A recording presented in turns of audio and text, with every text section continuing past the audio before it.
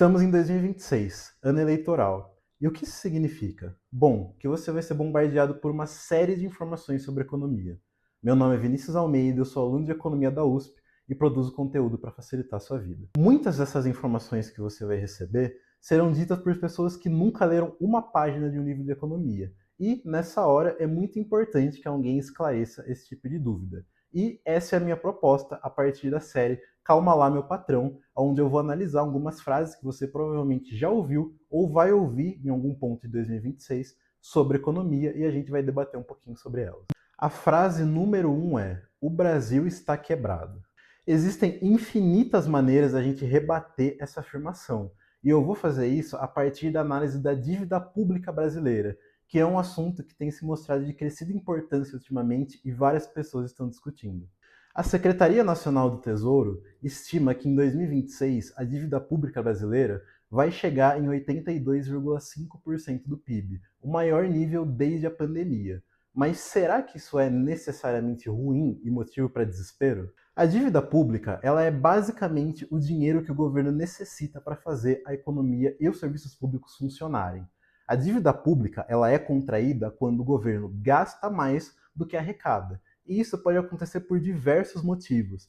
E nos últimos 4 anos, analisando o governo Lula, em que houve um crescimento da dívida pública, a gente precisa analisar algumas coisas para entender o que nos fez chegar nesse patamar. Em primeiro lugar, o governo atual já começou com a bendita PEC da transição, onde foram adicionados 170 bilhões de reais no orçamento para justamente se corrigir o rombo deixado pelo governo anterior, principalmente no último ano pré-eleição, em 2022. Depois disso, o governo federal finalmente deu o ajuste do salário mínimo acima da inflação, o que é mais do que necessário, porque o pobre precisa comer também, e realizou o pagamento de precatórios atrasados, cerca de 92 bilhões de reais, que o nosso querido ex-ministro Paulo Guedes tinha deixado de pagar. Além disso, houve reajustes salariais para os funcionários públicos, que são medidas que sim, elas pressionam a economia, elas pressionam a dívida pública. Porém, são medidas necessárias para a manutenção da ordem social. Afinal de contas, se não for para resolver as distorções, para que o Estado existe afinal de contas?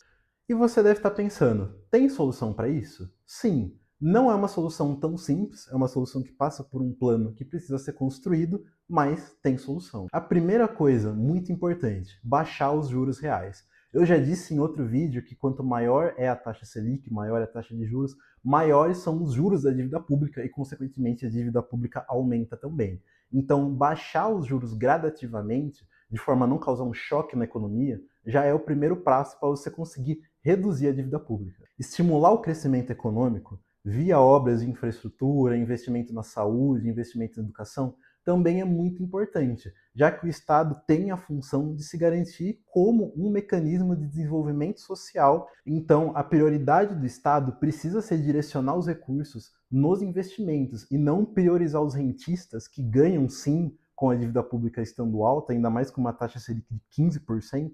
A prioridade do Estado precisa ser direcionar os investimentos de educação, saúde e segurança, e não garantir o final de semana dos rentistas. Se você gostou do vídeo, curta, comente, compartilhe, deixe aqui a sua opinião e me segue, porque o meu objetivo aqui é simplificar a economia para você e no seu dia a dia. Fique ligado para os próximos vídeos.